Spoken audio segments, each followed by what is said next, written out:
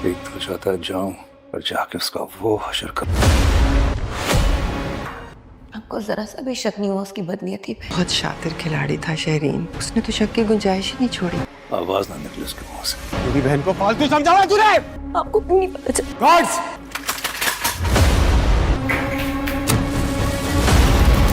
Dubai ले जाने की ऑफर दी थी ना बोल? हाँ? बोला क्या बोलेगा मेरी बहन को? पूरे घराने पर गुस्से और पछताव के बादल छाए हुए हैं। शेरीन की जिंदगी जिस नहज पर आ पहुंची है, इसने इसे अंदर से तोड़कर रख दिया है और वो अपने दिल का तमाम गुबार और दुख अपनी माँ पर निकालते हुए साफ लफ्जों में ये कह रही है कि आखिर घर के बड़े इतने अंधे कैसे हो सकते हैं जो इतने बड़े खतरे को वक्त रहते भाप नहीं सके, और एक चालाक इंसान के फरेब में आकर इसकी ज़िंदगी दाव पर लगा दी। दूसरी तरफ मुरसलीन साहब को भी अब शदीद गुस्सा और पछतावे का एहसास सताने लगा है कि काश इन्होंने इस रिश्ते की हकीकत जानने के लिए वक्त पर छानबीन की होती तो आज यूँ पूरे ख़ानदान को इस रुसवाई और सदमे का सामना ना करना पड़ता।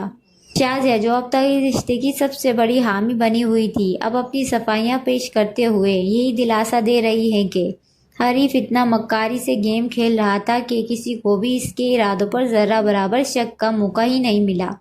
लेकिन हैरानकुन बात यह है कि जिस अनस को सब लोग बेकसूर होने के बावजूद कसूरवार मान रहे थे और जिससे दूर भाग रहे थे, वही अनस इन सब मुश्किल और नाजुक वक्त में इस खानदान का वाहिद सहारा बनकर सामने खड़ा है और इनकी मदद कर रहा है।